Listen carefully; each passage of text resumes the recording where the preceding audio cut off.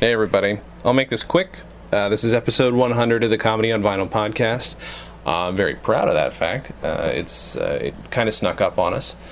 And my buddy Matt Lieberman, who you will recall from a previous episode, he offered to interview me about an album that I released in 1999 called Shoestrings. My best friend Dan and I put it together on our own. We talk all about that, but just wanted to make sure I mentioned that. Dan doesn't get a whole lot of lip service because it's just more like what my perspective is on my own album. And I just, also wanted to make it clear this was not my idea. I enjoyed it, though. I enjoyed it thoroughly. And then my good friend Alex Salem and friend of the show and very nice man, James Urbaniak, both showed up. We talk about my album, talk about the podcast a little bit, and there is a clip at the end, as promised throughout it, at one point in it, of Dan singing, doing a karaoke song, basically, for me in one of the many albums that we made for one another while I did not live in upstate New York. So yeah, that's at the very end with his, I find quite funny intro. And there are clips throughout this of my album. I'm trying so hard not to apologize for it. But yeah, enjoy it. And honestly, this is a kind of a good tie-in with my other podcast, Dan and Jay's Comedy Hour, where my buddy Dan and I talk about our old sketches. We're still on 1993, the most painful stuff we've ever done, whereas I think 1999, it's pretty polished, for 19-year-olds. So yeah, check out that podcast too. We're at episode 15 or so. And also, just one other thing, this is the beginning of a very brief hiatus for the podcast. Got some personal stuff that we're dealing with, and basically might as well take a little bit of a vacation on top of it. So there may or may not be an episode next week. Same with Dan and Jay's Comedy Hour, if you are listeners. And judging by the numbers, you're not. But check that out. Enjoyed this episode. It was a lot of fun. It was an honor to speak with these three guys, and it was very nice of them to ask me to do this. It was a lot of fun. And before I leave you, I just should throw a few quick thanks out there. Honestly, the biggest thanks goes to Mike Worden, who is credited every week as our producer, and he is our producer, but he's the reason this podcast ever ended up happening. The thing that I am speaking into right now, that he has essentially lent me for three years, just our little recording system, that's all him. This came from him. Mike Worden is the reason this podcast continues to go, and the reason it started, and the reason it's gotten better. So big thanks to Mike. Also thanks to my wonderful wife, Jen, who's been very supportive, and, especially with dealing with people tramping in and out of our home for the past 3 years, many of them being strangers, all welcome strangers, mind you. And, thanks to every guest who's come on. We've had a lot of repeat guests, Mike Preister, Jeremy Guskin, Alex is becoming more of a staple. James Urbaniak has really supported us, and it's an honor to do this show with these people, a genuine honor, because these are all people I respect, and James is a hero of mine, so it's wonderful to be involved with him on this show. And also thank you to people like Dan Schlissel and Josh Mills, who put the word out in the vinyl community about the podcast and are very supportive of it. It's a nice thing to know that your work, even if it is just a series of fun little interviews, has a bit of a ripple in any way. So I'm rambling, but again, these thanks are thanks. That's what they are. Yeah. So enjoy the episode. Bye. Okay, that's not it. Thanks to Dan Gomiller, my best friend. If it wasn't for him, I wouldn't be into vinyl comedy, probably, at least as much as I am. And he's the reason I started listening to audio comedy. It's the thing we became best friends over, and that fact is the reason I started this podcast. I figured other people shared in that experience in some way. Not that everybody else was there when Dan and I became best friends, but you get my point. Anyway, Dan is my best friend. I love him to death. And so thank you, Dan.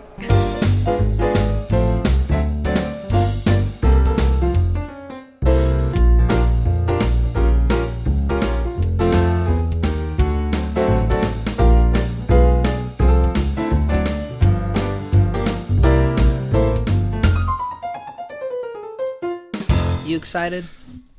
Sure. You should be. Okay, that's fine. Yeah, Why man. Why do I always sound too loud? I guess it's because of the only bass in my skull. Yeah, because you're That's the all one I'm who hearing. couldn't hear it. Mm-hmm. You're okay. No, You're great. we're already recording Oh, perfect. We've been recording this whole time. Yeah. this whole time. Well, folks, I want to welcome you to a very special episode, the 100th episode of the Comedy on Vinyl podcast. Your host, Jason Klom, has graciously allowed me to MC what I consider to be a landmark event. I've known you a while, and I've been listening to the show for a while, and I was lucky enough to be on an episode, and I'm so glad that you let me share this with you. He's already proving what I said earlier, that they're going to be saying No. we'd Right. rather have Matt host the podcast. No. And I'm going to be saying it. Tone No it one would ever down. say Stop that. being so good. I'll I'm just going to keep doing this. I could just because I'm I could nervous. all right, This is just it's gonna all keep right, happening. Bo. It's all right. okay. I said bro You called me already. Bo. And I messed You called it up. me Bo. It's I fine. did. And here we also have some guests with us, friends of the show. Alex Salem is here. Good to see you, Bo. Yeah, good to see you, Bo. And James Urbaniak is here. My bow. Yeah. BOBAU. Special I spelling. like that. That's nice. Special Can there be an spelling. apostrophe at the end of that? Is that okay? Yes. Okay, thank you. Wouldn't that be boeau? Yeah, but you say Boo. it bow. Yeah, you say Yeah. Okay, bow, so bow, special bow, spelling bow. of it. He just It's like bro, but not bow like Sure. significant other. Yeah. Just Yeah. No, I like that. And certainly not bow-legged. bro with an extra little bit of affection. Yeah. Cool. So today on the show, and the reason why Jason is a guest on his own show. How does it feel? How does it feel? It's like First driving of all, in. It's like riding in the backseat of your own car. Is it Yeah, is it that's relaxing good. or is it terrifying? Because It's kind of weird, like when Carson would go on Letterman in the old days. yeah. You sit Right. there, and he would always call I am attention the to the Johnny weirdness Carson of it. podcast. I keep If I may be permitted a comparison. Yeah. If you are Johnny Carson, I'm down to be your David Letterman. All right. I don't know that it's warranted. And I'll be Tony Randall. Of course. Perfect. Of course There you you will. go. And Alex will be Jack Klugman. Oh, nice. Yeah. So the reason why Jason is sitting in the opposite chair today is that we're reviewing. Obviously, we're going to be talking about your entire Comedy on Vinyl journey, all these the past 99 episodes, favorite moments, terrifying moments. But you also want to talk about the album for this week. Is a comedy album that you created with your comedy partner back when you were 19 years old. Yes. In 1999. We're thrilled with revealing your age. We're going Thank to you. put I specific think numbers on this. Pretty sure I've said it several times. It was- Yeah. The album is entitled Shoestrings. Shoestrings. Yes. Now the original title was Shoestrings, the demo, which does explain why it's not the. I'm not going to make any more excuses. I'm happy with it. Never mind. Yeah, Moving on. you should be proud considering because from what you told me, you've always been a comedy fan, Yes. but you never really had any formal experience, Right. writing, performing comedy, and there's actually a lot of fun stuff in here. When we were talking about this, you were really nervous about the idea, Yes. and there's actually a lot of I thought a lot of enjoyable things in this album. Thank you. Especially considering that you were 19, you'd never done it before. Right. Yeah. I mean, I had been doing it. Okay. I'd been doing comedy, just not In- ever live because there were no venues. I mean, it's when I say I had been doing it, it's the same shit every 13-year-old does. Like Right. on my other podcast, we have started with the first sketch we ever recorded, and as 13-year-olds. And You- what was it? Was it kind of very Monty Python-y? Oh no, No? no, horrible. Just Horrible? garbage. It's just my best friend and I pretending that we're shitty radio hosts, acknowledging that we're shitty radio hosts, and just insulting each other, I think. Okay. So you just turn on the mic and go. Oh, yeah. And it's like, what, like, It's like a podcast. 7 minutes long? How long is it? Some of them were. Yeah. Some of them were excessive. Every once in a while, there's one called Father O'Malley's 60-second sermon that was, by nature, a minute long. Right. But other than that, no, we just keep going. Okay. So what drove you guys? So tell me about who you were when you were 19, when you were coming up with this album, and about your friend and comedy partner. Like what led to... What was his name? Dan Gomiller. Okay. Mm-hmm. Yep. Gomiller. Go Miller. Mm-hmm. Exactly. So what brought you guys to that point? Like had you just been kind of making sketches and digging around? Yeah, I think it was because we found out MP3.com was a thing, and MP3.com at the time was a thing where you could release your own albums. Sort of. It's the first independent media releasing platform. 99 is somewhat really quite early in terms of internet content and making and sharing internet content. Yeah. But I remember MP3.com and going there and getting comedy songs in like I don't know if I was on as early as 99, but definitely 2000 and 2001 because I remember all of like the anti-Bin Laden all the anti-Bin Laden comedy songs that like came out right around then. You remember? They did the Banana parody Boat. of the Banana Boat song. Eventually anything that was odd like ours got flushed out by a lot of that stuff.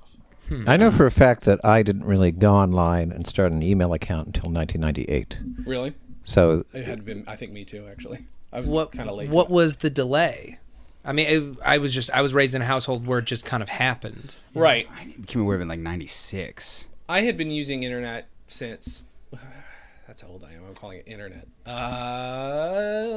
With my best friend Dan since like 94-ish, because his dad had like he was hooked up to all the BBSs and shit. He used Genie and stuff. very different environment that I grew up in. My parents still can't deal with email. Really?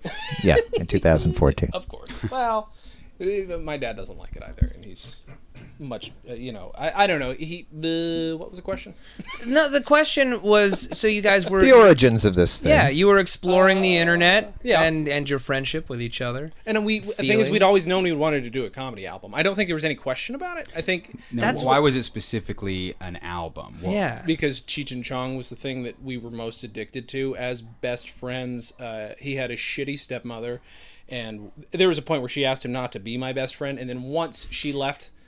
we were friends again. We'd already bonded over Weird Al, which was the first thing. Right. And then Cheech and Chong became the next thing. It was kind of naughty. We weren't stoners, never have been, but it was still this thing that we grasped onto, and it's still some of the best produced comedy. So like that's what we listened to over and over again. So that was our standard, was like, this has to be really well produced. It can't just be a bunch of people talking. That was the single biggest influence the two of you at the time you went into making your album together? Yeah, Weird Al and Cheech and Chong. Weird Al, Cheech and Chong. That's interesting because the album starts with a sketch called Titanic, which felt extremely Python-esque. Yes. Oh, yeah. No, don't get me wrong. Yeah. But then the third track is called The Lunch of the Three, which is a wacky take on the Three Musketeers, which ostensibly also sounds like Python-esque, historical travesty. But I must say, listening to it, I flashed on Cheech and Chong. Yeah. Really? Just something about the energy and the performances and the general texture. Mm-hmm. They also did a historical comedy, Cheech and Chong's The Korskin Brothers.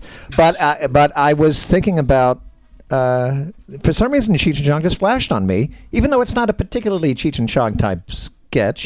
Just something about the offhanded energy of it that reminded me of them, and it shifted from Python to them. So that's interesting. No, I see what you're saying.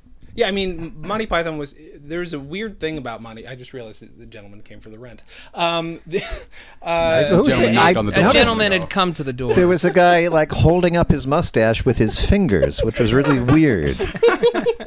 And then your wife took it and put it in her hair. I don't know what was going on there. He had just come back from a run. He had iPod earbuds in his ears. It was very strange. He's very athletic. I think, but Monty Python... I was a late bloomer in terms of that. Yeah. But I feel like there's no doubt that was what I was trying to do. It had to have been right around that time. I loved literally every single accent in the entire first half of it. At least in the entire first half. When you thinking I can do great English accents. Great English, and then French in the Three Musketeers. Oh boy, that was painful. Yeah. By the commercial parodies, we returned to America, but we were in Europe. Yep. We were in 1960s Cockney Europe. Yeah. Until then. A little bit. Yeah. Wait, so you were a late bloomer to Python, but it's clearly an influence. Like, when did that happen? Was it, like, right before? No, I think 16 is when I first saw Holy Grail. Didn't watch all of it, funny thing. Like, Holy Grail and Spinal Tap. I saw half of Holy Grail. Half of both of them, by the way. And we're at this Unitarian church, and I was more excited about going upstairs and playing with the microphones in the PA system.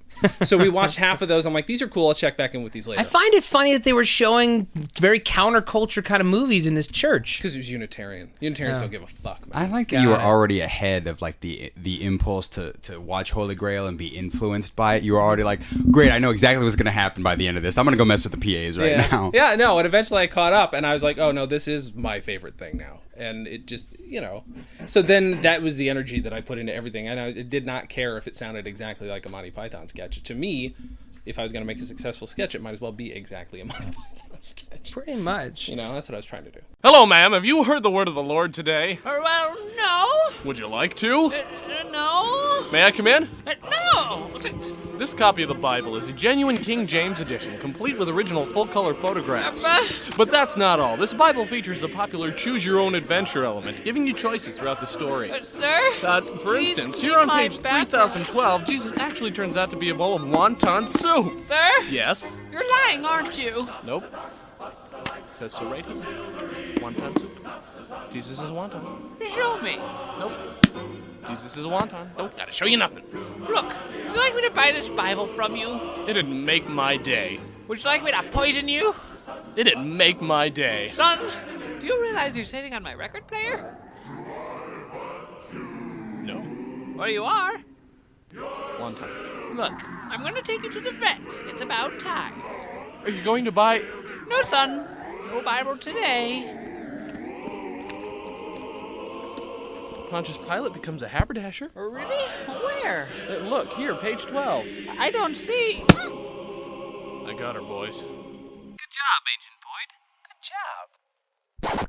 Well, the interesting thing, you look at how the album is structured and how a lot of the tracks are structured. You kind of bounce between these kind of more historical pieces. You have your commercial parodies, which I honestly think for the age and for what you were trying to accomplish are actually pretty great and fun. Yeah. It's like when you're constrained by a short runtime, the game is a lot tighter, and I feel like the fun is more focused.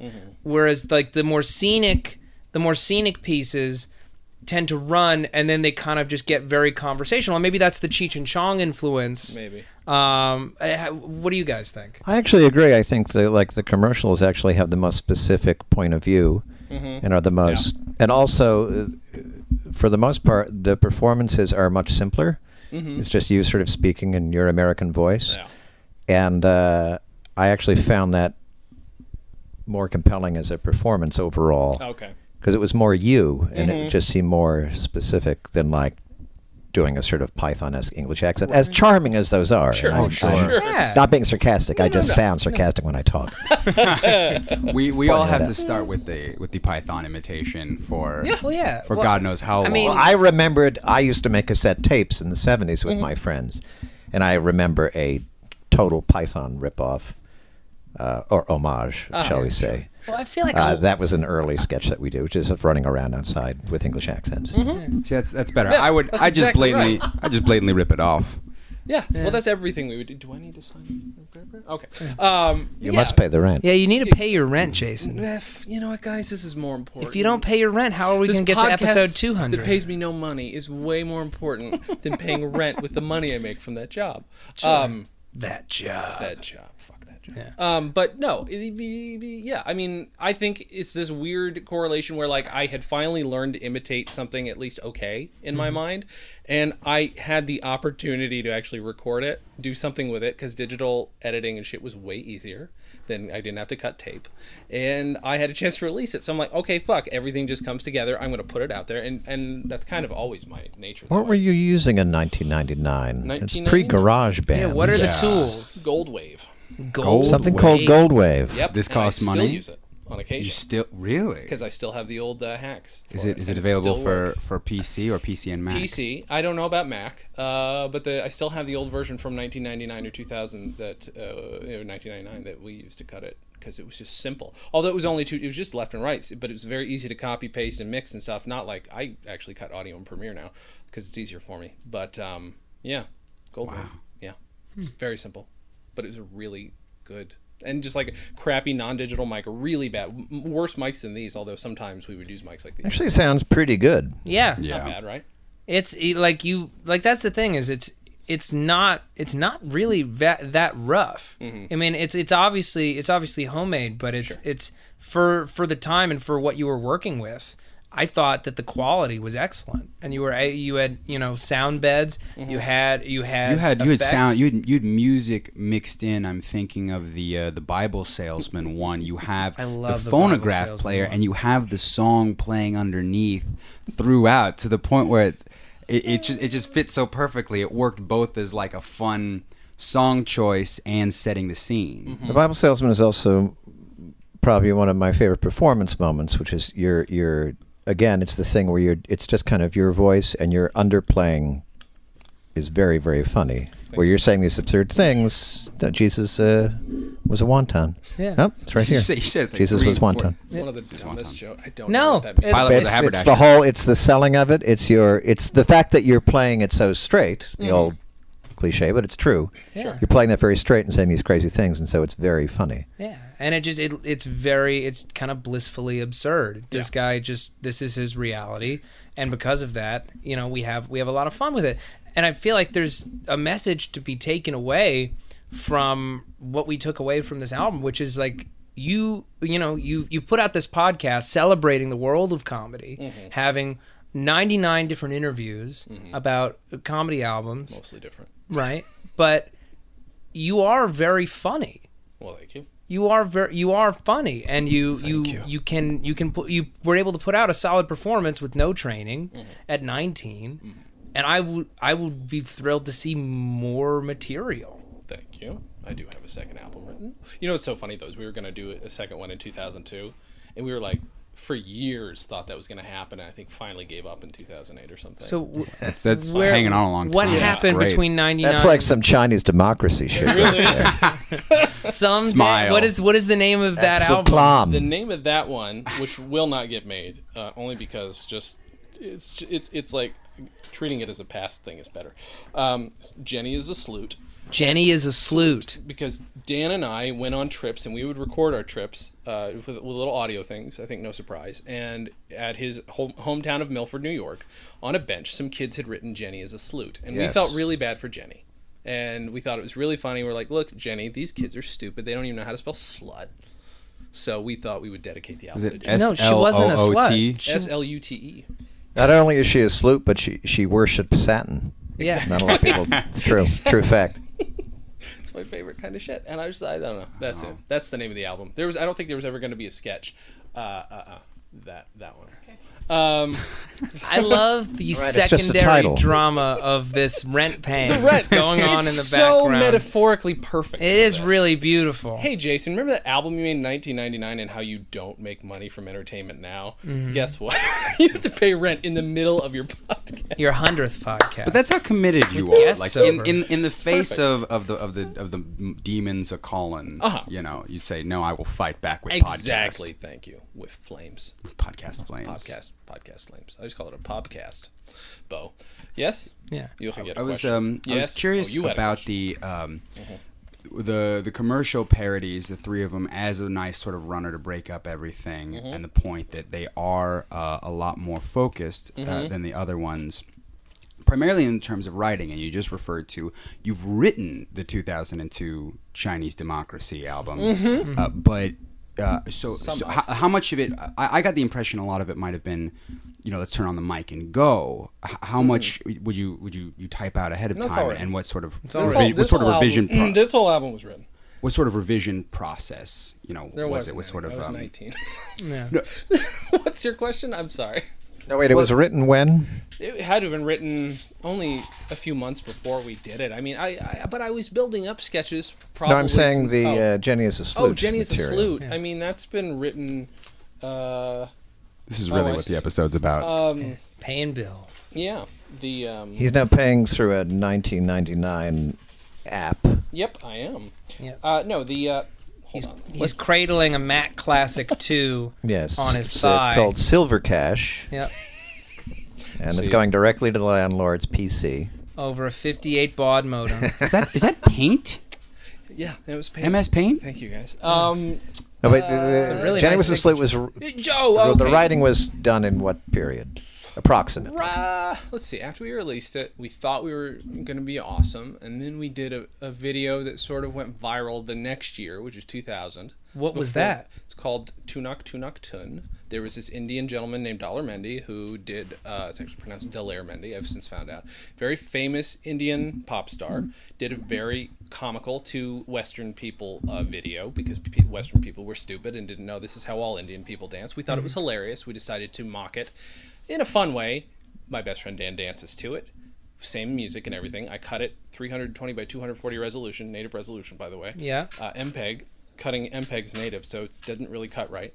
And it was like, it shut down the server he had it on. It was getting like 17,000 downloads a day. Wow. Yeah, in 2000.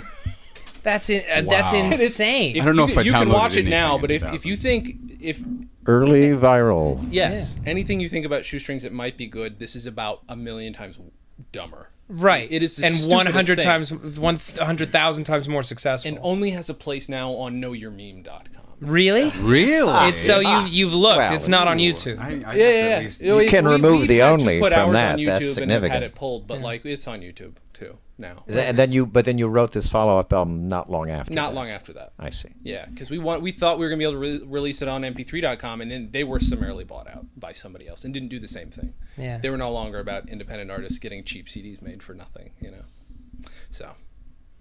Yeah. New from the land of cheese braids, clogs, clocks, armies, chocolate, and knives, Switzerland brings you their newest innovation straight from their kitchen to yours. Swiss sponges. They're handy for cleaning up the worst of messes, and best of all, they're lightweight.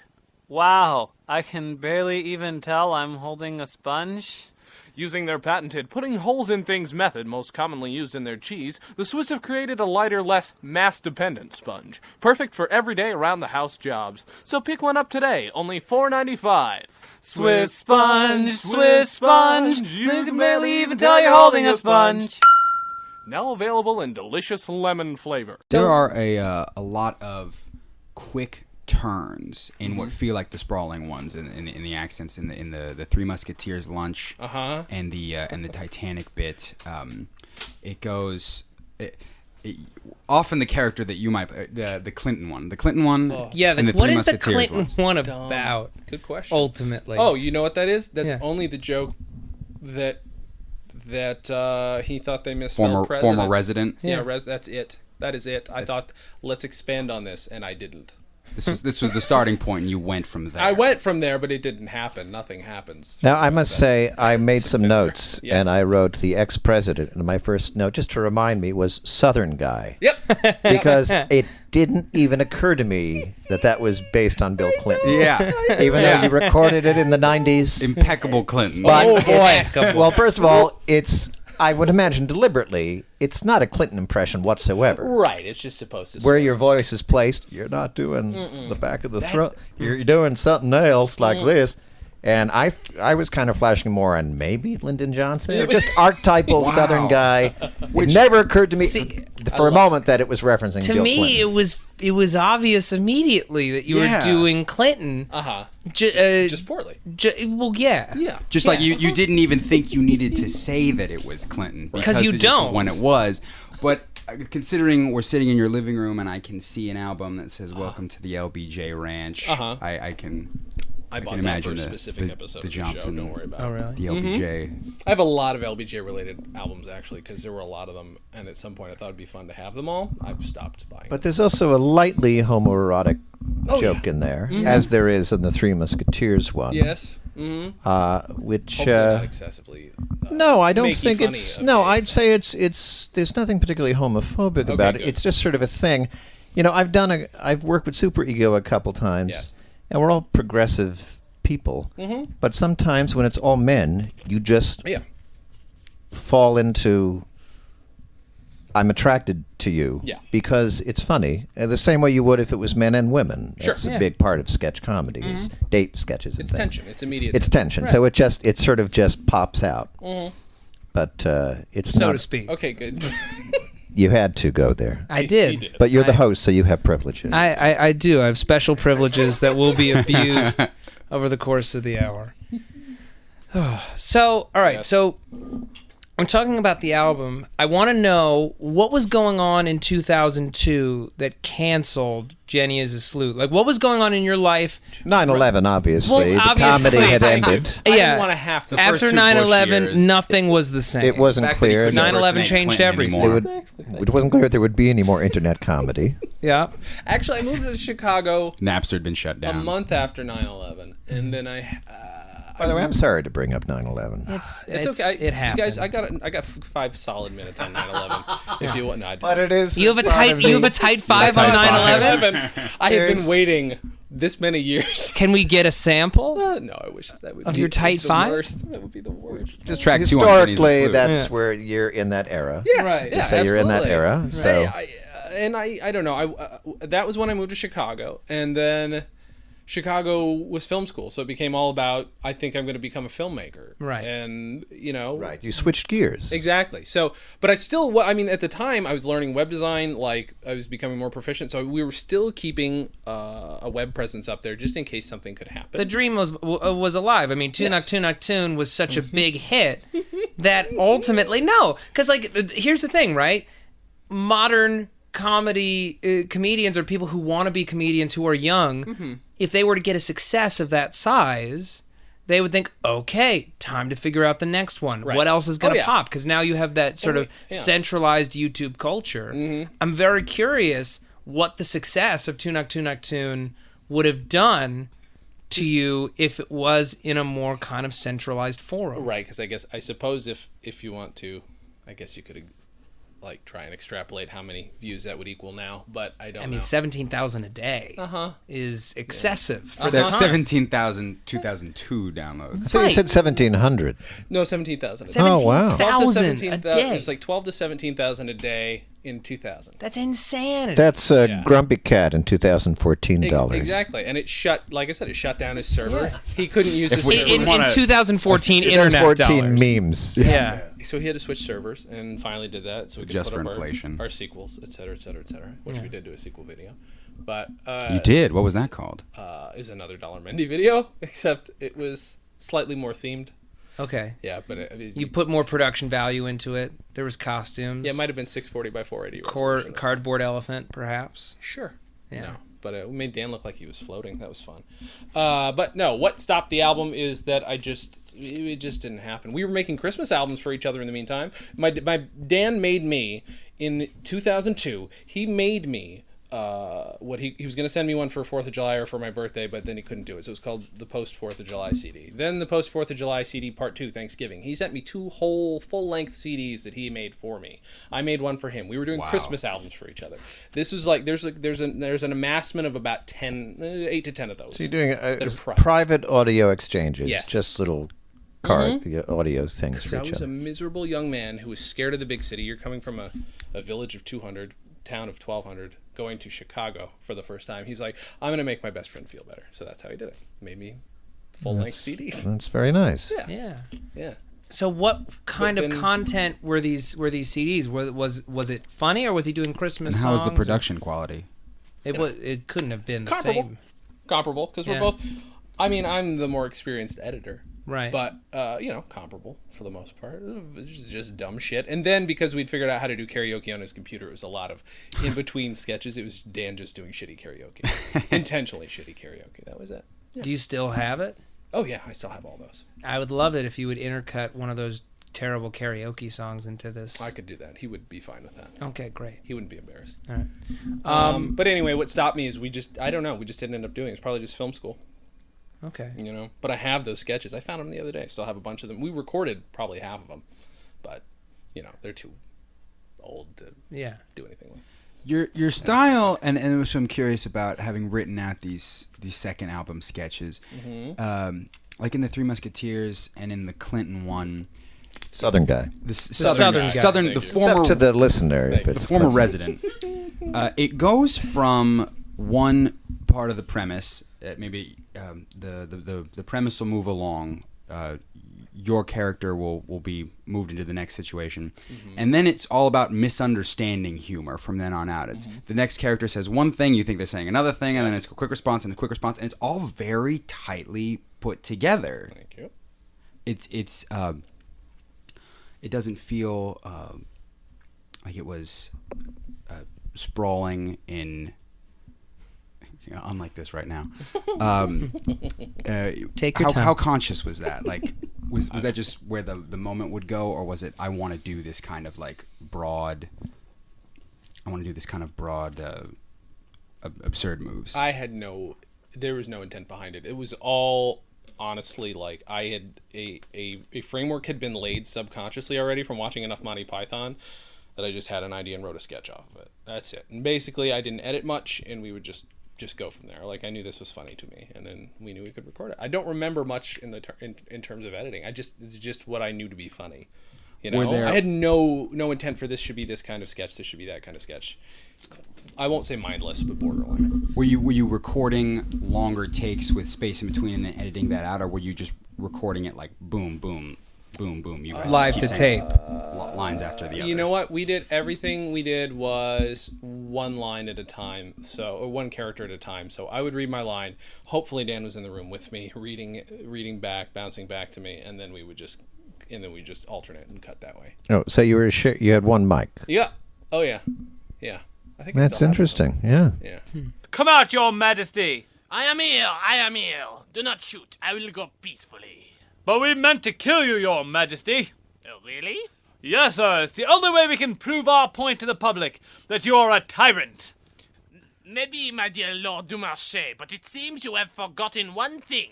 The law of the jig. That's right. No man may be arrested, taken by force, or killed as long as he is dancing in a playful fashion. And away I go. Damn you, your majesty. I'm outwitted again. I now go home to nestle my head sorrowfully in a basket of fruit. Yay!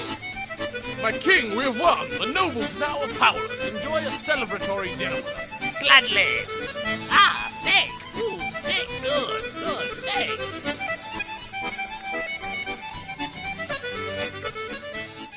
Well, it also, that kind of explains why perhaps the performances feel more natural when it's you doing these solos. Mm-hmm. In the commercials and in the Bible Salesman, which I believe is solo. There's an old I could lady. be wrong. There's an old lady, but still largely focused on you. Mm-hmm. So I feel like instead of kind of like waiting for spaces, maybe that's why they feel a little more rounded and a little more comfortable. Maybe that was one big thing is I just really wanted to tighten it up, and I didn't like any air. Sure. You know, there was no consciousness towards character or anything. I'm just like, I don't want to breathe too much. Yeah. You know. I want to talk about the spreadable dolphin lunch spread meat. Stupid. Tuna safe. Tuna safe dolphin spreadable dolphin spread lunch. I couldn't spread. listen to the whole thing, by the way. You couldn't do it? Oh man. I was That sketch or the whole album? I listened to one or two full sketches and I'm like, I'm done. I'm good. And I'm not one of those assholes who says I can't watch myself perform or something. I'm just like, oh god damn it. I may point out you had the same reaction to Monty Python on the Holy Grail and Spinal Tap. So that's not a reflection on. It's hardly a reflection on quality.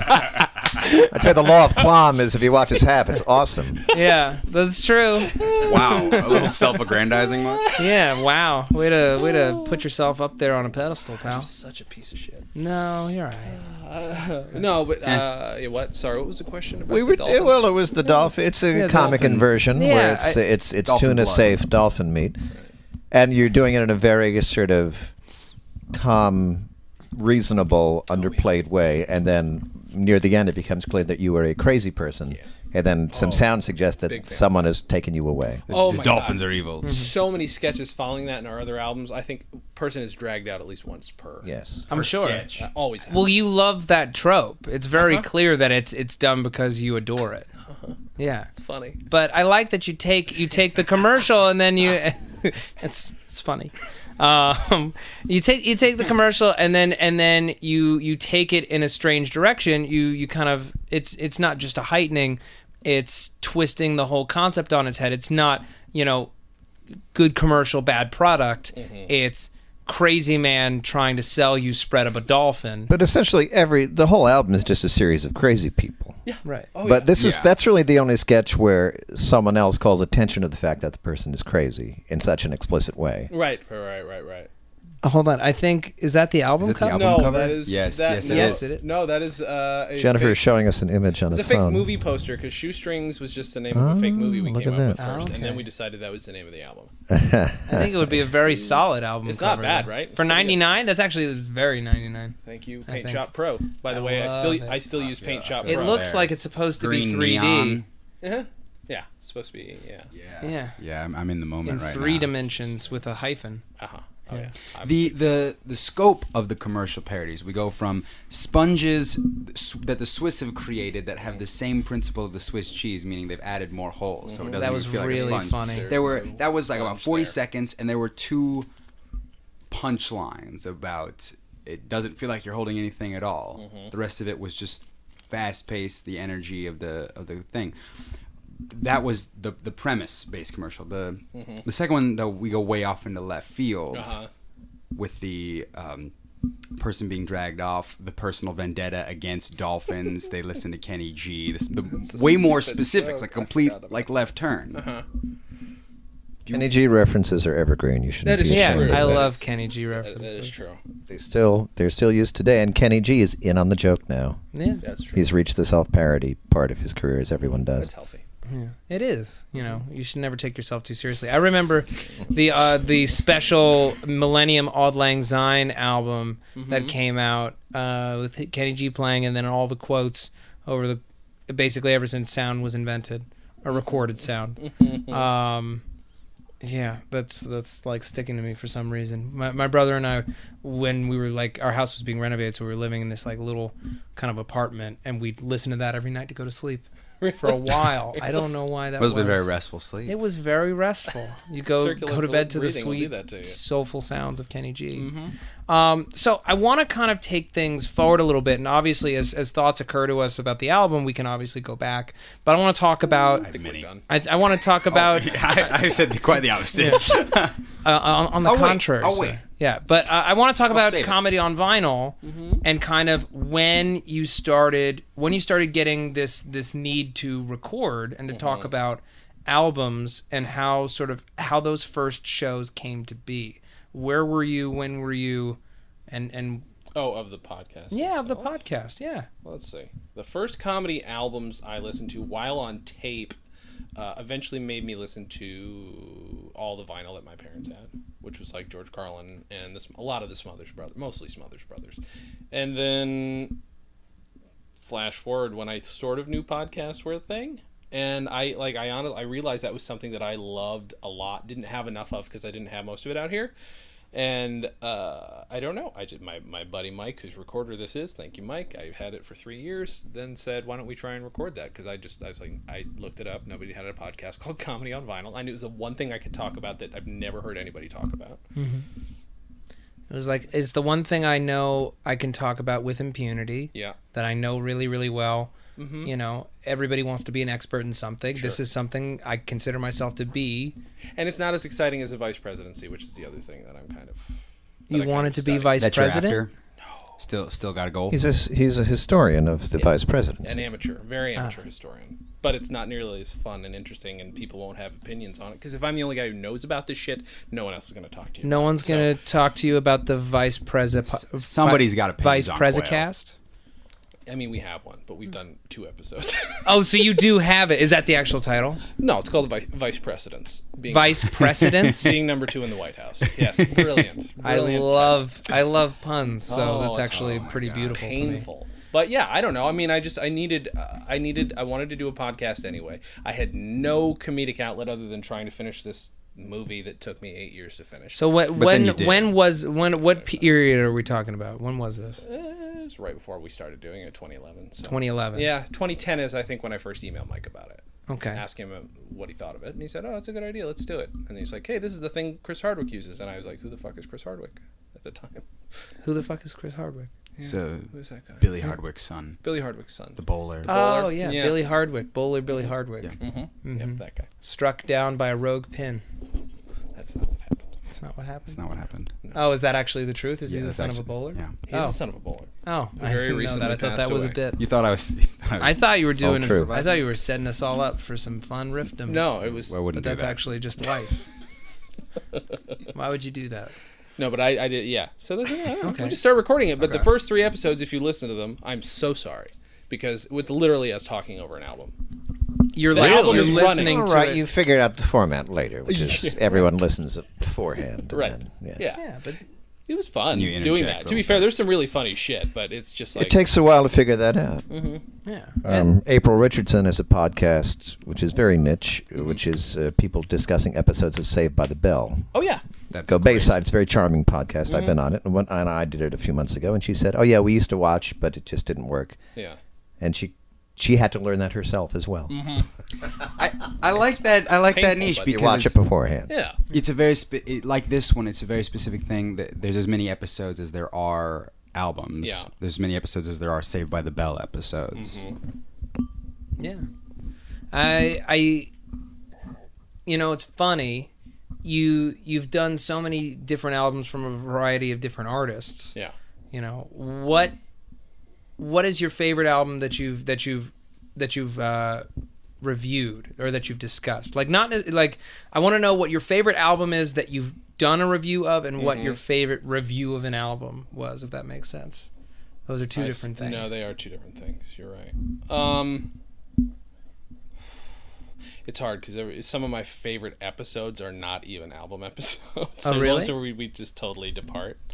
Well, I've done like 3 of them prior to this, and there's a great deal of jumping off into tangents and then getting back onto the record. But I mean, like, we did one that was dedicated to Phil Hartman because I love Phil Hartman and I wanted to meet Vicki Lewis. We were there. To the taping. Oh, you were both there. Yeah, we were in the audience. And, my excuse was, here's a Poco album he designed the cover of. So I really liked it. That was actually my introduction to your show. And I thought, like, oh, okay, so all we need is any vague qualification to comedy and or vinyl, and we can... Right. His prior work as a album illustrator. Exactly. So that worked.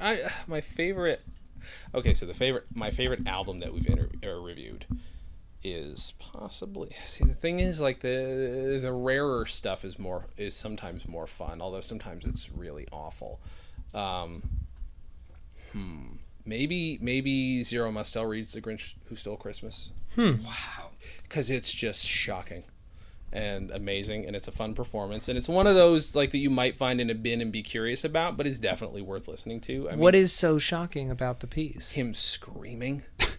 No motivation. Was this screaming recorded prior to the...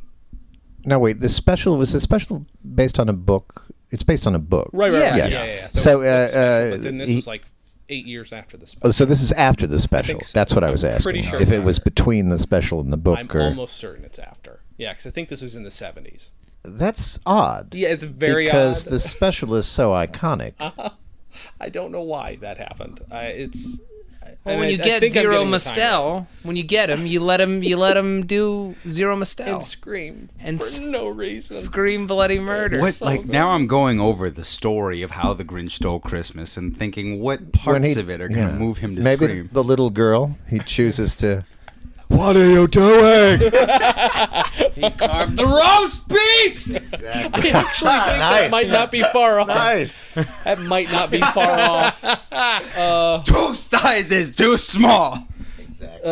Yeah. It was like that. Totally unmotivated. That's it was like awesome. It was like an early like beatnik art piece is how it feels to listen to. It makes yes. You know, lovely. That's slam poetry. Yeah, that's how it feels. That's what Dr. Seuss is, if anything. It's slam poet. Tired of having to worry every time you open a can of tuna whether or not that dolphin safe label is true? Well, worry no more, because now from Planet Kist we introduce Dolphin Spreadable Lunch Meat, guaranteed tuna safe. Now the hassle of worrying can be eliminated by diving right in and chowing down on one of the smartest, cutest creatures known to man, sold in spring water, oil, or its own blood, so you know it's been freshly killed. Here at Planet Kist, we want our customers to be satisfied and happy. That's why we'd like you to know that our Dolphin Spreadable Lunch Meat was made from evil dolphins, the kind that poison local water supplies. With small, red, beady eyes that hypnotize you so they can bite you in half. It's evil! Evil, I tell you! One of these dolphins is even suspected of having shot President Kennedy. These are a rare breed of dolphin, and we suggest you don't try and look it up. Because it's so evil it won't show up in film, so it's never been in an encyclopedia. Don't forget it's evil! Listen to Kenny G! Well, it's not It's not evergreen. But Green eggs and ham. I do not like them. Sam, I am. Yes. Mm-hmm. Word, Whoville. Yeah. Not on a plane, not on a train, not on a box, not with the fox. Side note, I can tell you another thing I did in 1999 was watch a kid do slam poetry and then literally slam a door and leave the room after he did his poem. Amazing. Really? It was like in anger at his thing, or that was his choice? That was his bit. Thematic That was his bit. content. It was so fucking sad. I was just like, oh, can we fucking leave now, please? Sorry, but that's it. What are some of the other deep cuts that maybe people might have skipped In the that comedy you on love? vinyl. Because like that seems to me that's not necessarily, if people are just tuning in for guests or specific albums with artists that they've listened to. What are some other ones that you think would be great listens that maybe some people missed out on? I really do honestly love Phil Proctor's first episode. I say first because he's going to do it again. Oh, great. Which James was there for. It was all talking about... He talked about Bob and Ray, who were, two big inspirations. That's right. That was the ostensible Yeah. topic. But we definitely got down a huge Yes. fire sign rabbit hole, and it was a lot of fun. Like, oh, you know what though? But speaking, like, that's my favorite thing to do is to talk to these people, like to legends, and you try and get a hold of these legends and talk to them about their careers, because at some point we are going to do every fire sign album, 30 to 45 minutes each. We're going to do 4 episodes in a day, and we're going to do all 20 some albums that they've done. Wow. But that's like my favorite thing to do, and like Rusty Warren might have been my favorite because it was 2 parts. It was 90 minutes. I sat down with this lady who some people marginalize and disregard, but yeah, that's a really good one. All right. Listening to her life story. Yeah. This 80-some-year-old telling you how she lost her virginity with not batting an eye. I haven't heard those. Great. Yes. I listened to part So 2 for a bit. Okay. And she's pretty genuine. She's pretty salty. Like many, like a lot of cultural things through my life, I discovered her through Catherine O'Hara's SCTV parody. Oh, really? Fuck, right. Yeah. She did a Rusty Warren character. I've seen that, yeah. And she would tell dirty jokes and then laugh and go, "Ha! Isn't that cute? Isn't that true?" And I forget the name of the character, right. but it was totally based on Rusty Warren. That's so funny. That's fucking perfect. Like corny sex jokes. And I don't know though. The one that had the weirdest, rarest stuff on it was Jeff Abraham, who just showed me his 5,000 comedy records. And Oh my gosh. yeah, we went through these weird ones that he's like, let's pick 7 I've never listened to. They're all shit for the most part, but it was fun to listen to. Like, just pull out of this guy's collection and be like, play them. It's fun. What was, I think the other part of the question was, Yeah, what was there's your another favorite question. album, that whether you reviewed it or not, and whether the episode was, you care about that, the favorite album. God damn it, that's so hard. Because like Class Clown, I'm so typical that Class Clown and Let's Get Small are my 2 favorites. And, we cover them every once in a while. Actually, I only did Let's Get Small for the second time yesterday with Brendan Small. And hello. yeah, he was, holy shit, was that a lot of fun. 90 minutes of him just talking about how much he loves Steve Martin, and it was really good.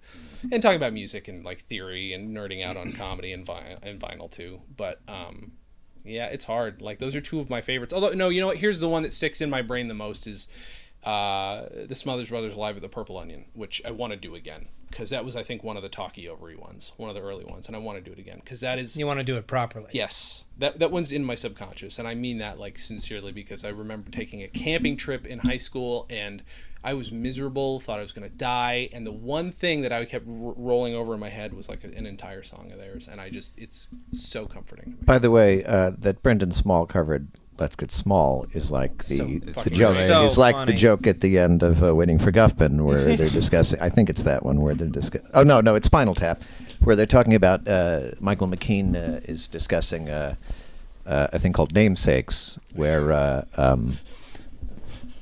it's something like that, where people who have the same name as famous authors write about them or something. You remember this? I do. So you're Brendan Small discussing Let's Get Small. The whole time I was just Yeah, like, is he that's going to just- mention it? Is he gonna? So you never mentioned it. You never brought it up. Oh my God! You I'm went at the through whole man's thing and house. never I'm not en- going to bring it up. I'm not Never gonna do mentioned that. it. No. Is that going to be a secret regret that you have for the rest No, of your because rest it'll of be my all life. over the tweets. For when Live it at the comes out. Purple Onion, you should have Scott Purple. He's a great up-and-coming comic. And Jim Onion is another Jim guy. Onion. I really, for a second, I'm like, who's Scott? Yeah. You motherfucker. For a Jim second. Onion has a great tight 5 on They 9/11. had, well, they're He's they're very complex. He's got a lot. lot of layers. yeah. They're a morning zoo team. Purple and Onion. Purple and Onion. Purple yeah. and Onion, sure. And yeah. I think that would be a great name if you never revisit Jenny. I as a love that sleuth. you never mentioned that Brendan Small was reviewing Let's Get Small. Wouldn't I was like, hey, did you notice your last name is in this? You just have to take a risk. Take a risk and say the words, man. Oh, I think Namesakes was a books on tape thing. So he's like, we've got Denham Eliot reading T.S. Eliot, and then I've got Washington Irving read by someone named Dr. J. That was the punchline. Right. Denham Eliot is always a good reference to draw. Denham Eliot is a great reference. T.S. Eliot read by Denham Eliot, which sounds real. That could be a thing. And then Dr. J reading Washington Irving is a closer. It's really funny. Yeah. Oh man. That was a nice simultaneous man by the both of you. Yeah, I well, wanted thank I you. wanted to point it out. Thank you. It's okay.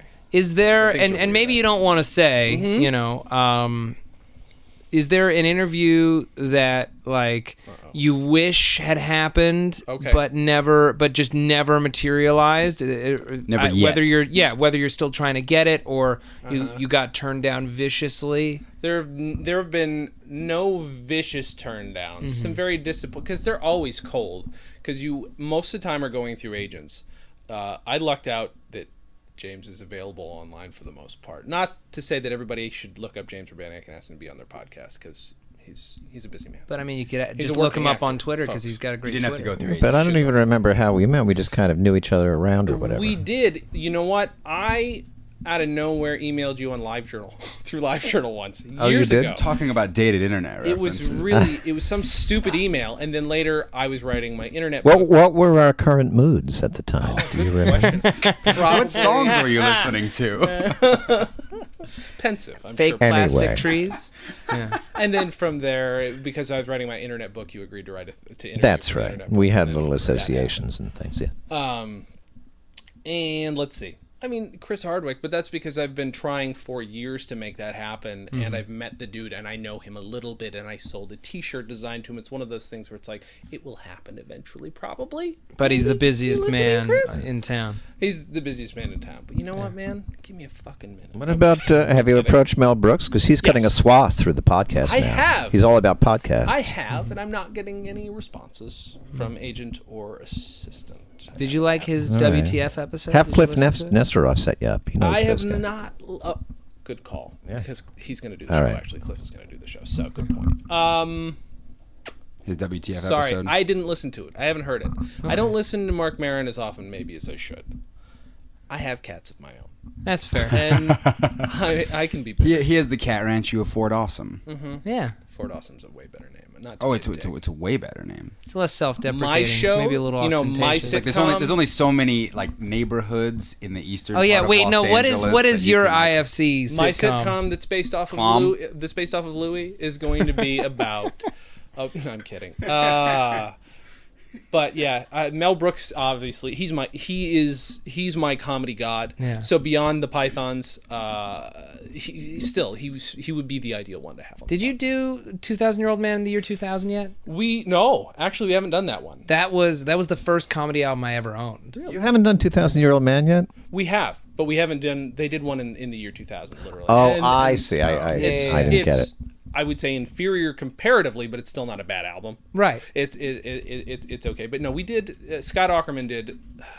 Which one did he do? No, Scott Aukerman did Live at Con. Okay. And then Jack Dolgen, music producer, musician, he did 2,000-Year-Old Man, and that was a good episode too. That was fun. We talk about Mel Brooks all the time. We've done Young Frankenstein. I talked with Andrew Bergman, who wrote Blazing Saddles, on the phone about Blazing Saddles. But Mel Brooks is. That's the would white be whale. the dream. Oh yeah, 100%. I could quit if I got him. I wouldn't quit him and Weird Al. Weird Al, honestly, like Weird Al, who I've also met several times and is a very nice man. Indeed. But you know, through agents, I get turned down. Fair enough. Through a handshake, it might be Yeah, different. but you keep. No, you keep just going. ask Weird Al to do it when That's you see him somewhere. what I need to do. He's very accessible. Yeah, You've been incredibly persistent throughout this whole process, and there's a lot. That's to take how away I got from it. you. Yeah. I'm not an easy get. No. You know, You're busy. You got to drive to Burbank. I mean. Fair enough. Captain, we're out of the red flares, sir. What?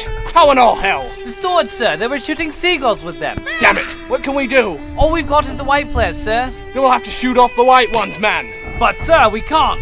Why's that? Those are the everything's okay over here flares. Damn it. We'll have to try. Meanwhile, aboard a strangely undetected nearby ship. Captain, flares ahead. Where? In the sky, sir. Oh, there they are. Oh, no need to worry, yeoman. They're the everything's okay over here flares. And a good thing, too. It's about time to settle in. Tell O'Leary and Havlick to bring us back the boats what we loaded with food, supplies, and warm, dry clothing. Seeing as everything's all right over there, I believe we should head back to shore. O'Leary and Havlick, get everything together. It's time for a party! Meanwhile, back on the Titanic.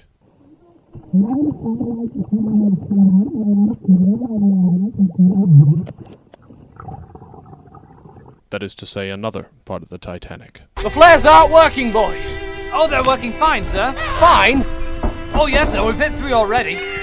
Can I ask a little bit more about the album? Yeah, let's go back to the album. I love the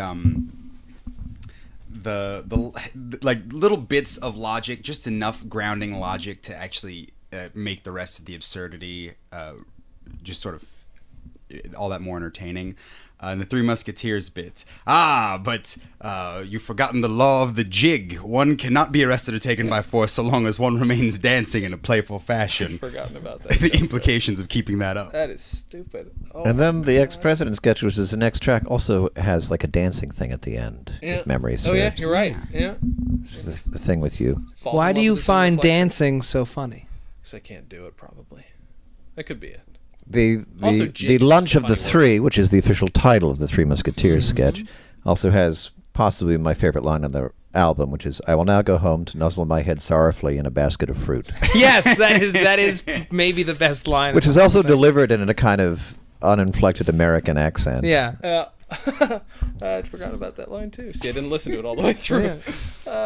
It's intelligent and it's funny. It's like it's like that's where, to me, Specific. that line is the most Python-esque of the whole thing because elaborate and specific. it's intelligent and blissfully silly. Yeah. In the same vein is the only, well, not the only, but the major callback I take away from it, which you do not call back a third time, but a second time in the former residence in the Southern guy sketch, from Clinton, the come on. you're right, back from the Titanic sketch. Oh, thank you, sir. I've been up all night. Should the captain need me, I'll be in my quarters. Yeah. I think that was a sailor in there, just a quick little thing, which fit on its own, but you then chose to call out that it was the sailor guy. Oh yeah. Yeah. You know, it's a little ham-handed here and there, a little bit, maybe. You know, the Titanic is one's still my applicable. favorite sketch, though. And Is it? Yeah. Why is it your because favorite? the everything's okay over here flares is still very funny to me, and I can't stop laughing every time I hear it. In that one, That's always funny to me. you keep the basic premise of, oh, it's about the flares, it's about the Titanic. You keep that up the longest throughout the rest of it versus the other ones. Yeah. Might go way further off Sure. in the left field. Sure.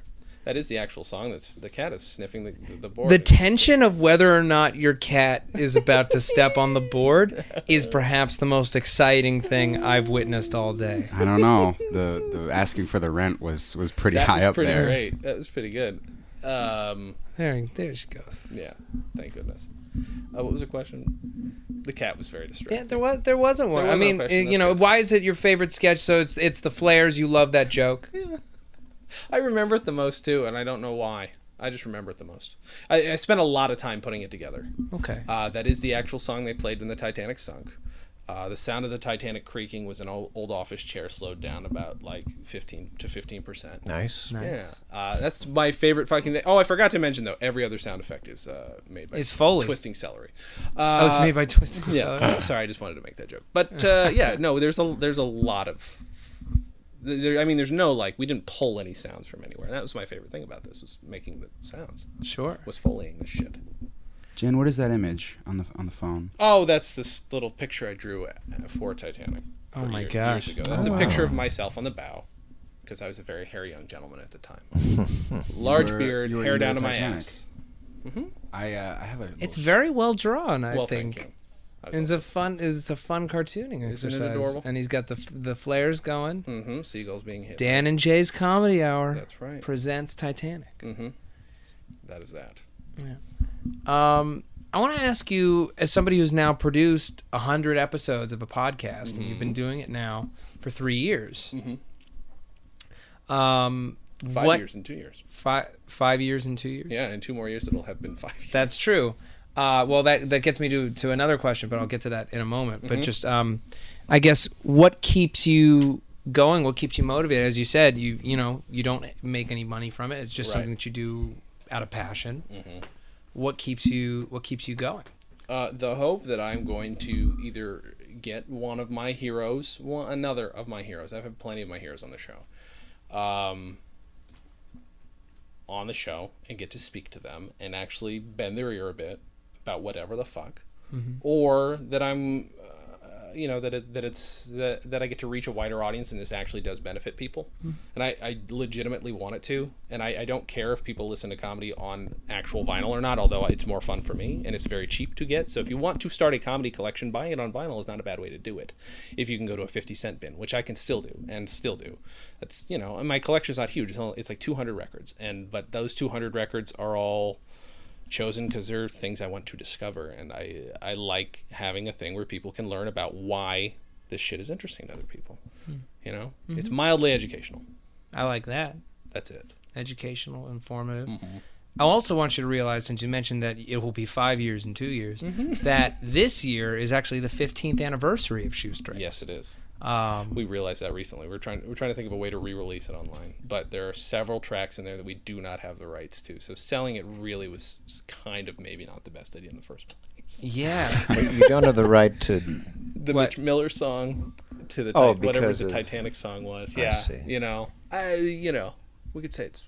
But there's at least half of them. Yeah, you have to own everything. Parody, fair use. Sure. I'd say that. It's an entire track, but I slow it down in the middle. So there you go. So now it's yours. Yeah, I think that's how it goes, right?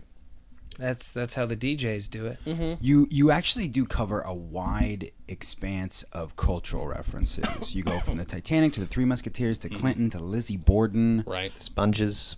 Were you influenced by, did you seek out a lot of different cultural references to make, or were you just that's just what I love the Three Musketeers. It's one of my favorite things ever. I used to be obsessed with the Titanic when I was a little kid. And Sponges is something that happened when you were a teenager. Yeah, you can tell that you are versed in the Three Musketeers and that interests you. Yeah, I hope. Southern presidents or Southern gentlemen are interesting. We can all relate to Southern presidents, you know. I think so. They're the exciting presidents. The carpetbagger presidents are. I can take them or leave them. Talk about that on vice presidents. Yeah, exactly. We'll wait. We'll wait for that. God, I want to listen to vice presidents so badly. I don't know if it's good. Go ahead and listen to it. I don't know if it's good. Why it's been I a while. can't wait. It's my one of my best friends and I, who was my best man at my wedding, just talking about. He and I are the two who've been studying it for so long, and it's kind of a lot of banter that may not make sense if you don't care. I bet you could get to Mondale boom.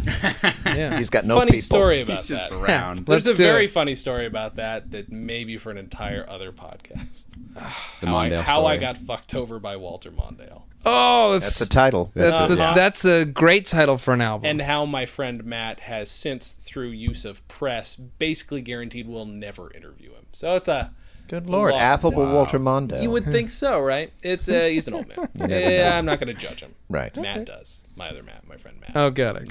You're not judging. Lieberman judges. I don't outwardly judge Walter Mondale. I don't know enough about him. Woefully, I must say. I judge Quail. That's who I judge. Well, of course, everybody judges. Everybody judges Quail. Just think about it for a second.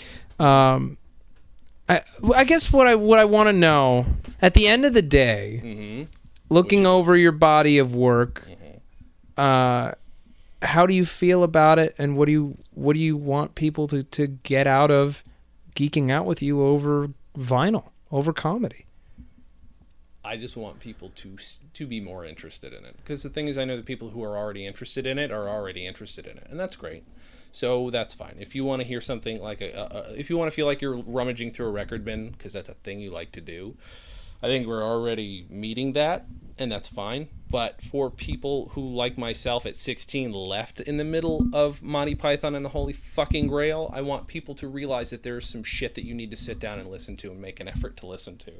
Because, I get some people who I want on the podcast and then are like, they're stand-ups, successful, good stand-ups, who say, I never listen to comedy albums. And I'm blown away by that. I'm not going to be disappointed, but I'm like, what if you had listened to a bunch of comedy albums? I wonder what your taste would be like, wonder who you would be as a comedian, and I don't know. I feel like I'm learning too as I do it, but that's just it. Is I want people to just discover new shit. I've definitely experienced that. I've listened to only so many episodes, but we did one with Paul Zaloom, and I was very excited because I love Paul Zaloom and I love Beekman's World. We had a bunch to talk about that, but he wanted to talk about Lord Buckley's The Bad Rapping of the Marquis de Sade. Yes. And I listened to it once beforehand, and it was very interesting. And I heard like a video and Lord Buckley's style, and had some questions, and wanted to hear him talk about it mostly. But ever since then, I've never gotten it out of my mind. And I, a couple months later, picked up a Lord Buckley CD that Frank Zappa produced. Nice. And that CD That's is good. still in my car. I was listening to it even just yesterday randomly. I still listen to it all, and it's had a huge impact since then. Yeah. So I'm happy that we got to do that. See, that's what I want. Exactly that. And honestly, at some point, I'd like to in some way be involved in like archiving shit that nobody cares about, re-releasing shit that people are not aware of. And while I have relationships with one record company, it's the podcast has to get bigger in order for that to happen. And then the other next thing is make another comedy album. Sure. Which is written and ready to go, but it just needs to be recorded. Jenny is a salute? No, this one will be different. Jenny's a friend of mine. Jenny is a salute. We'll put that one to bed. Purple and Onion? Purple and Onion. Yes, Purple and Onion. Purple and Onion. Those Yes. gentlemen we're going to do a Morning Zoo album starring those two. Wonderful. It's going to be good. All right. Yeah. I think unless there's any other pressing questions, I think that's a solid note to wrap up on. Mm-hmm. And I want to thank you, Jason, not only for Thank you. your body of work, but for letting us sit in here and talk about this with you and sharing your album with us. Sure. It was fun. Yeah, thank you. I'm sorry you had to listen to it. No, I Genuinely could not. sorry. We are not. We could not be more thrilled. Okay.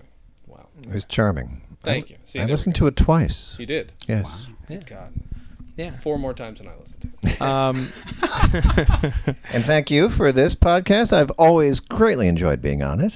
Well, and I look forward to doing more and hearing more. I hope there you so. go. Thank you very much, Yeah. Jason. Of course. Thank you. And do you want to tag it? Yeah, I just wanted to say, Alex, where can people find you or see you? I didn't introduce anyone really at the top. Not at all. Alex Salem. Thanks for sticking around. You can find me on Twitter at the Alex Salem and at the Rockwell Table and Stage in Los Feliz on July 19th for a drinking game, The Big Lebowski, Which I will which also Jason will also be in. Yeah. Brilliant. And James? At James Urbaniak, and I have a little podcast called Getting On with James Urbaniak on feralaudio.com, which are little radio plays. I love that show. It's like a monthly thing, and I'm recording the next season of The Venture Brothers and looking for work. God damn. Wonderful. I'm so behind on that show. What? So So I'll am I. lend you my I don't Blu-rays, own dude. them. Yeah? Yeah, I'll lend you Good. my Blu-rays. I don't have cable. Yeah. When is this episode dropping? Do you know? Tomorrow. Tomorrow? Okay. Hello. Well then, Hello. you can find me on Twitter at Matt Lieberman. After tomorrow you're leaving Twitter. No, it's on this coming Saturday, July 5th. If anyone's in the Los Angeles area, I am performing at the Kirk Douglas Theater with my sketch team, DJ Fawcett. It's a best of show, one night only. We're really excited about it. So if you're interested in that, please come. It's at 8 p.m. at the Kirk Douglas Theater in Culver City. So yeah, you can find me on Twitter at Matt Lieberman. You can find my videos for SourceFed and SourceFed Nerd on YouTube, and you can find me on AfterBuzz TV recapping television shows all the time. Awesome. Yeah. So thank you all for downloading and listening, and I hope you check out those deep cuts that we mentioned.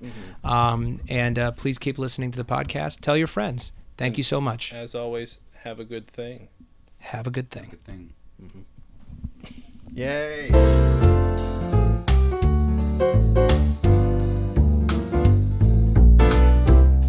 Comedy Comedy on Vinyl is a production of Stolen Dress Entertainment. It is produced by Mike Worden and is hosted and edited by Jason Klom. Our theme song was composed and performed by Richard Levinson. Please visit stolendress.com to listen to our other podcasts, read our blogs, read our tweets, watch our videos, and read our books. Please subscribe on iTunes, and if you like us, give us a 5-star rating and a nice review. You can find us on facebook.com/comedyonvinyl, Twitter @comedyonvinyl, and find everything else at comedyonvinyl.com.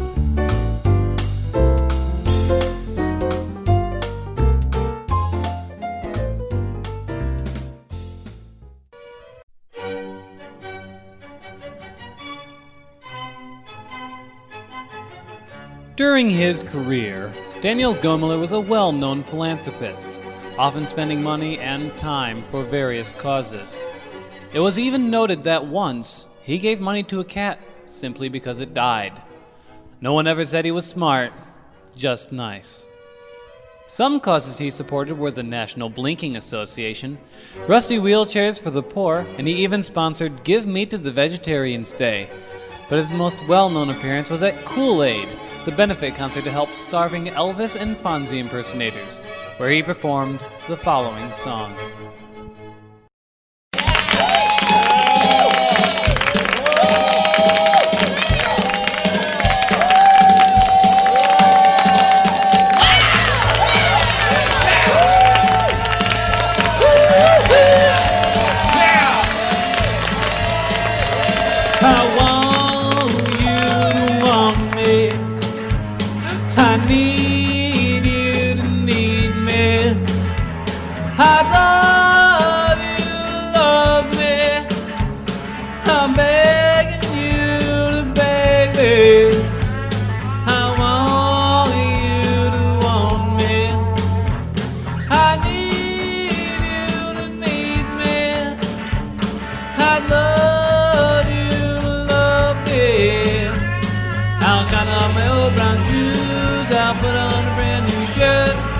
Come home early from work if you say that you love me.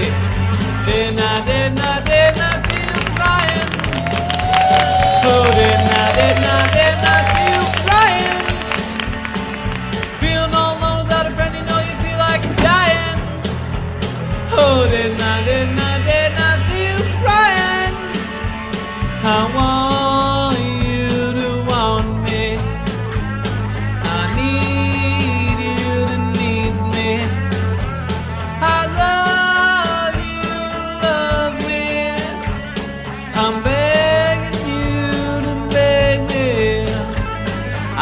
Up my old brown shoes, I'll put on a brand new shirt.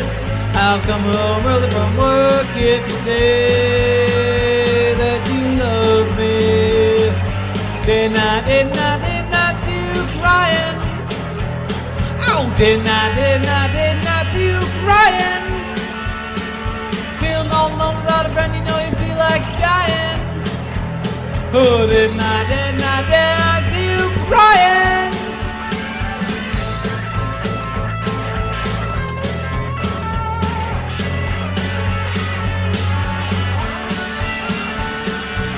No, without a friend, you know you feel like dying. Oh, didn't I see you crying?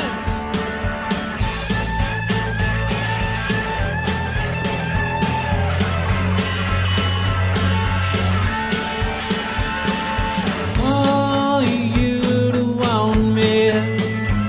I need you to need me. I love you. I'm begging you to baby. Come on, everybody! I want you to want me. I want you to want me. I want you to want me. I want you to want me. Great, yeah! Woo!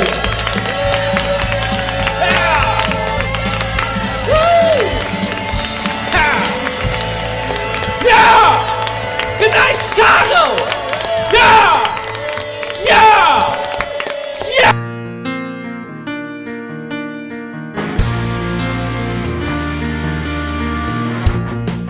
I'm Jason Klom. Each week, my best friend Dan Gomiller and I relive the comedy of our youths on Dan and Jay's Comedy Hour, the podcast. You'll hear comedy and improv gems going back as far as 1993, making it the most easily avoidable and embarrassing thing we could put ourselves through each week.